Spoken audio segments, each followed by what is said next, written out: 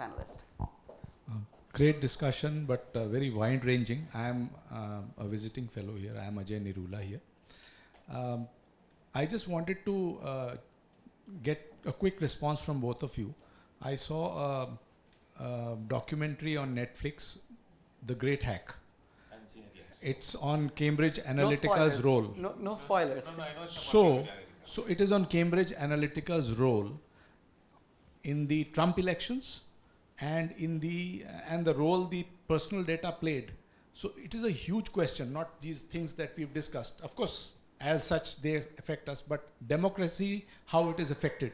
So Trump's elections and Brexit. So in both these, the executives at the end or in between say, we won, when both these things have happened. And they've analyzed and talked about other things. It's a great documentary. I would recommend everybody to watch. Now, my question is, how are we in India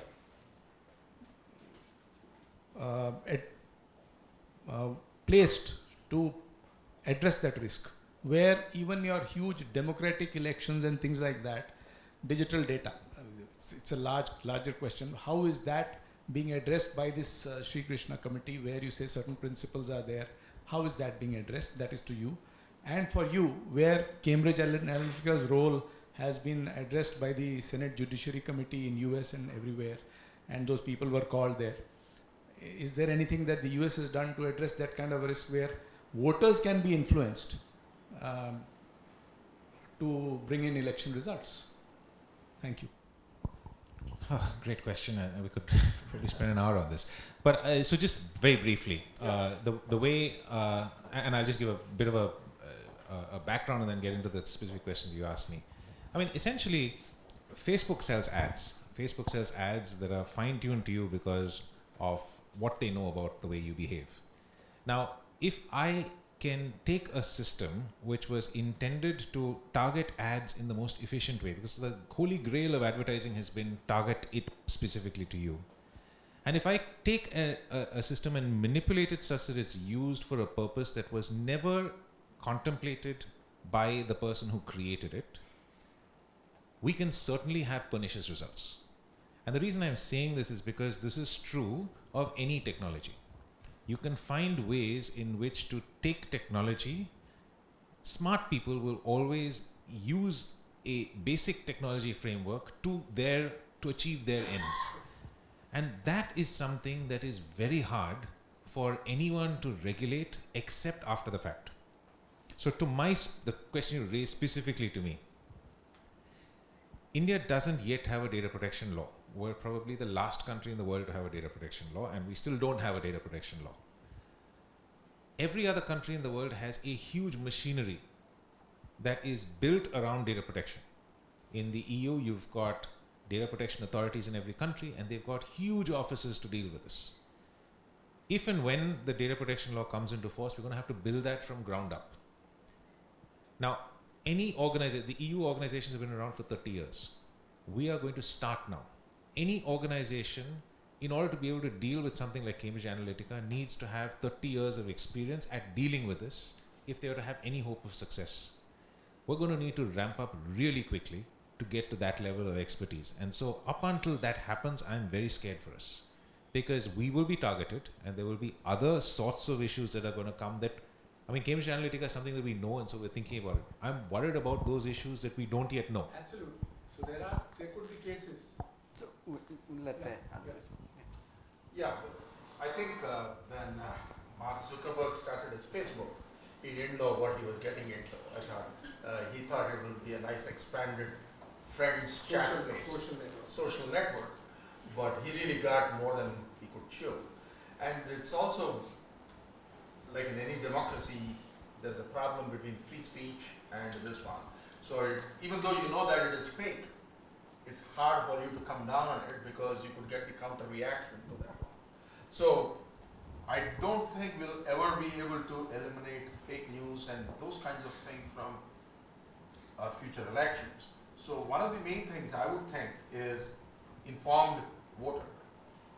Knowledgeable voter would be one of the first things, because any technology could easily be circumvented by something else. You put in one piece of regulation now, something else will come, and then that will be the thing. So next year again, new form. So we are kind of like this security breach kind of thing. The hacker is one step ahead of you type of a thing. That's what I think with these social media you will find, and that's what is really bugging Mark Zuckerberg right now, and they have not yet figured out this thing because they have been allowing lots of things, though they know that it's fake, it is not, it's detrimental to society, but then they have these free speech and other kinds of regulations in place, so they really don't know where to go.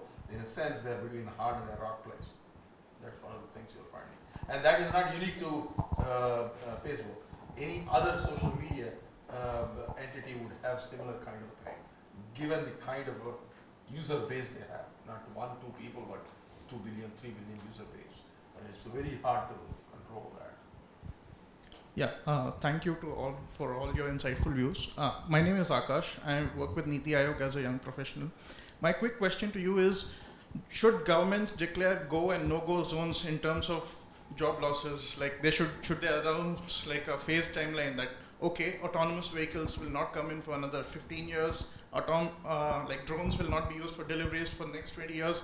Should they do that, or they just let it be? Because the type of disruptions that we are seeing in this phase, that Industry 4.0, you need really high-skilled, you need a lot of high skills to kind of be employed and get gainful employment. So I don't know, like the people who are delivering food on Zomato or even on Amazon, they might be rendered jobless if you have these drones that deliver stuff. So that's my question to you. Ironically, you'll have a lot of job losses. How do you deal with that? Should we have such a policy? In addition to the should we, I would add the could we, but yeah. It's a tough question to answer really, because I think technology is like water. Technology is like water. Okay, you can stop drones for a year, 2 years, but then you'll find that the pressure comes not from the firms, it could come from the customers. Now imagine this, I give an example, maybe you are not born. When the first computers came, we used to use these floppy disks, and we used to put in, and we said, oh wow, how quickly we are getting it. Before that we had these bigger ones. Now once we move from there and then without disk, and if you ever wanted to use that with that 3.5%, how come this is so slow?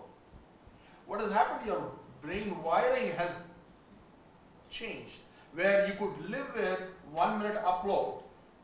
Now you can't live with 10-second upload. You want the upload to take place in 1 second, right? So our wiring has changed because of all of this. So I don't know whether government saying that no more drones for 5 years, maybe they can do it for 2 years, but after that it will come because people are expecting it to be the case. So that's my take, more a behavioral human nature kind of a take is that one, and water will always find its place going down. So that's one of the things. Plus, of course, the global aspects. If Oh, yeah. India does anything, but yet if you're being globally competitive, that's another layer. You're connected. So once you're connected, you know what exactly is happening in Manhattan yesterday night or today morning, and you know, that's the thing. So I don't buy this. I mean, I think that this whole trope of technology is going to come and eat all the jobs has been going on since the Industrial Revolution, perhaps even before that. That's what the Luddites essentially built their entire case on. What happens is that nature of jobs change. And we're in the middle of another creative destruction cycle where the nature of jobs will change. Now, just because the nature of jobs will change doesn't mean that people will not be employed at the end or through this. They will be employed differently. Will some people suffer? Yes, some people will suffer. People who are committed to a particular type of skilling in a way that they cannot reskill themselves. So what we have to focus on as a government, as a nation, is changing the way we educate. We've always educated industrial style, which is we will teach you to do one thing and do one thing really well, and you will repeat that till you die. The way we educate today has got to change to say we will teach you how to learn, and we will teach you how to learn, and that means that tomorrow if you have to relearn, you will relearn. And that's the new reality of it. I mean, as a lawyer, I have to learn every day, because if I'm not current, someone's going to come up and then that's it. And that's true of every driver, your delivery boy, whatever it is. So I'm a capitalist. I'm not sympathetic of the job loss argument, because I think we've heard this argument time and time and again. And every time a new technology has come, we have said, look, you never thought, I heard industrial age, but this is a completely different technology and it is much worse than any technology before. Every person has said this in every time in history. This time is different is the most dangerous words. Absolutely. For the stock market. Just the last time we talked about it was ATMs, right? We said, but ATMs, oh my God, the banks, all the tellers are going to go out of jobs. No one lost a job. Well, railways was the biggest one. Computerization of railways. And what it did was create employment, because of instead of one location where you had employment, now you had branches, you could get it in multiple locations. Now, of course, you can get your ticket booking done through your phone. So you may not have these guys delivering this thing, but maybe the same guys will be repairing the drones or helping navigate the drone. Because when you are delivering, you are navigating it. The same skills can be used, but sitting in a remote, maybe in an air-conditioned room, you are navigating the drone to sort of go into this gully like this or that gully like that. So maybe something like that could be happening. We had first, since we're already behind time, if you can keep the questions very short, and then.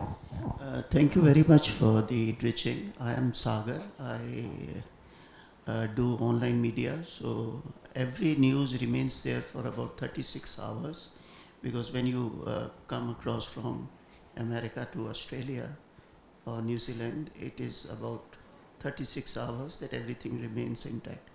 Now my question is that you have explained in detail about the cross, sectors inflicting the digital by various, rights. You can call it privacy rights, copyrights, many things come in between. My question is very simple, that does any international convention on this subject is held or ever be held to sort out some of the glaring, dire necessities for digital to take over? Can you get to my question? I don't think there's any convention. What we've seen happening, and I'll just take the example of privacy. Like we have human rights, or we have... So you do have human rights laws which essentially would say, I guess, privacy is a fundamental right or something like that. But what's very interesting to note is, given the fact, as we said, that we're so interconnected, legislations in one country are having a transnational effect. And the best example is privacy. Europe created a new regulation called the GDPR, and it said that anyone who interacts with someone in Europe, so first of all, it applies to Europe, it also applies to everyone who interacts with someone in Europe. So it's got a viral nature. So even though you don't have a convention, you realize that because we are so interconnected, if you want to interact with Europe, you've got to increase your privacy standard to meet Europe. And this is I think, an example of the way in which this is going to spread. It is not possible for us to live in our own little cocoon. And if that is the case, and other countries impose upon us a certain standard, we will all rise to the highest standard. This is the new form of international legislation. I think in this one, I deal with some of the IT companies here, and all of them do work in Europe. And I tell them that you got to start paying attention not to the consumer data you handle the way you handle it in India. You got to handle that way, because they are not going to make any distinction that you're coming from India, but you're providing services there. So the same standard, and as Rahul mentioned, it's going to come down to every country. And it's also easy for, say, for a country like India to formulate their regulatory framework. Is to look at GDPR. That becomes a model, and then you are trying to do it. And very quickly there will be uniform this, even though we may not have convention like refugees and other kinds of this. But soon you will have. Sir, we'll just come to you in 1 second, just for the mic's sake. These will be the last few questions. So excellent talk. So this is Dr. Avik Sarkar. So I'm currently a faculty at Indian School of Business, and I was heading the data cell at Niti Aayog for several years. And I was also part of the team that wrote the AI strategy for the country. So I'm very much in the topic that you are talking about. So one quick answer to Sir, as you were telling, is that so we do have the International Standard Organization, ISO, and there are about 30 countries which is trying to set the standards for AI. So this is like a common standard will be set, but it's up to the country whether they want to adapt it or not. And given that we are working for 1 year together, implies that if you're coming up with a standard together, you will adapt it. But it's not hard and fast binding there. I have one quick question for Professor Giri.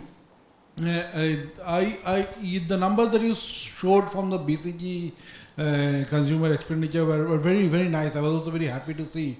But we also have our household consumer expenditure survey, which doesn't show such a great rosy picture. So is there any comparison between the two? That was the only question I had. This is BCG's proprietary database that I was able to get access to, and that's why I put it. The Indian one is also open, like in household expenditure survey by NSSO. If there is a side by side and comparison between the two, that will be really helpful. That's data sets and consonants is always a challenge. Yeah, hello, my name is Neeraj Kumar. I come from the National E-Governance Division of Ministry of Electronics and IT, and we have taken up many projects. One of them is the Unified Mobile Application for New Age Governance, among which provides more than 400 services under one mobile application. So one of them is, for example, EPFO, and it provides all the PF balance, etc., and withdrawal applications for 6.5 crore private employees. So there are more than 400 like that. So my question to you, your lecture was very good about the AI. So if any country is having the AI regulator to basically see whether the software is working properly or not, is there anything in Canada or US? Canada, this is what they have done is they don't have a specific AI regulator, but the agency itself has to do that. So every agency, before they use AI-based system, they need to go through this algorithmic assessment too. So that is how, rather than having one individual, every agency will have to follow that assessment tool. So thereby, every agency is also a regulator. That's how it is. In the US, there is no specific, but they are talking about it. They're talking about this one. You don't have someone like an EPA, the way you have in the United States. You don't have. Companies themselves are trying to do this one because companies feel that if they don't do it, they'll lose reputation, market, and all that. Like say Microsoft is trying to do that. They're forming AI ethics committees, things like that, which will try to do this, play the role of AI regulator, but obviously they're internal ones. Again, it's a signaling thing to the marketplace that we are aware of this problem, we are doing something about it, and then providing. So that's one. And unfortunately, this will need to be the last question. Hi, I'm Akushi. I'm from Omidia Network. I work with investments on the governance side. My question is with respect to AI. So one of the, you highlighted some of the risks associated with AI, and of course, the most prominent ones being the possibility of perpetuating biases and entrenching social inequality. And my question is to you, Rahul, on from a regulatory perspective. So one is, of course, granular regulation on how you feed data and should there be explanation for decisions being made. But on a broader principles level, do you think it, I'm curious for your thoughts, do you think it almost makes a case for an anti-private discrimination law in India? So just explain why anti-private discrimination is going to help with bias and algorithms? So for instance, right now it's only the state that's obligated to not discriminate on the basis of that way. Extend the fundamental right to equality to. Yeah, I guess. Look, I mean, my whole problem with getting into the weeds on this bias thing is actually what Professor Tayi mentioned, which is at the end of the day, we brought these creatures in because we thought that humans were terribly biased. So that we are terribly biased. So AI is actually less biased than we are. Now it is biased, but it is less biased than we are. So it is the best of a pretty bad situation. And I think we've got to certainly have laws that will say that you can't, but it is impossible to eliminate discrimination in the sense that you're thinking about it. Because discrimination and unfairness is always a question of perspective. And you may think in a particular perspective that this is fair or this is unfair, but it will change if you look at it from a different perspective. And a lot of the algorithms that are now shown to be biased at a previous point in time was solving problems that they were lauded for. They were saying, wow, this is really solving. I mean, I don't know if you know this, but if you go to a judge before he's had lunch and ask for bail, your bail will get rejected. So, and this, it's statistically proved. So these are the kinds of things that the algorithms are looking to avoid. So, and I think before we jump down this path, algorithms that we're talking about today are pattern recognition algorithms. That's all they are. The reason why they perform so well is because they can process a much larger volume of data and keep it all in memory in the way that humans can't. But essentially all they're doing is recognizing patterns. And if you had a human being who could absorb all that data and represent it in this manner, you would have a human who could do this.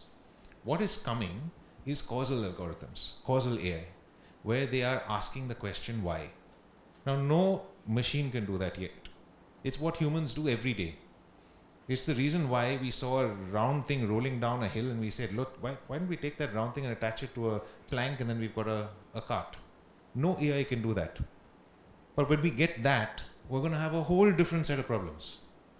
So, you know, that's the point of what I think both of us are talking about is we've got to constantly stay ahead of something that is changing even as we're having this conversation. And so I think, once again, hardwiring it into saying that have an anti-discrimination law extended from the state to private actors will solve one problem. But people are currently working, I mean, Judea Pearl is working right now on this question of why. And if he solves that, this entire thing that we've talked about is meaningless because we've got a whole set of other problems. So I think a great example for that is self-driving cars, which is its own beast when we think of these. And every time, yes, self-driving, I don't think is ready for prime time. But even when it is, it will kill people. But the question, the flip side is, so do we. We probably kill a lot more, especially the so-called avoidable ones, thanks to tiredness, drunkenness, and lack of training, and all of the above. The last word to our speaker. I was in China before coming here, and we had a big conference, and we were talking about AI-assisted human decision making. These people did a big randomized experiment from a call center, and people were being helped by AI-based chatbot to the call center operators how to answer the calls coming in, because a human, after the 10th call, his voice goes up and this, they get angry and all that. So they did voice analytics to gauge what kind of amplitude and all those things should be there for highest customer satisfaction. And this chat would be monitoring these people and then will be sending them messages saying that reduce the volume, don't shout, things like that. And they had another group where the human was doing it. And at the end of the thing, they asked these people and they found that the call representatives who were being guided by the AI chatbot was the most preferred than the human chat. The reason they said is humans are not consistent in their feedback, and then they're saying, whereas the AI is a lot more consistent, so I don't mind AI being my boss than a human being my boss. So that's what I put that was my motivation to put. You can somehow make AI to be less biased than making a human to be less biased. Well, I want to thank not only our panelists for these great insights and views, but also everyone who stayed well beyond our scheduled time. We've had food for thought, but I invite you to join us for some refreshments to continue both the food and the thought. Thank you very much. Thank you.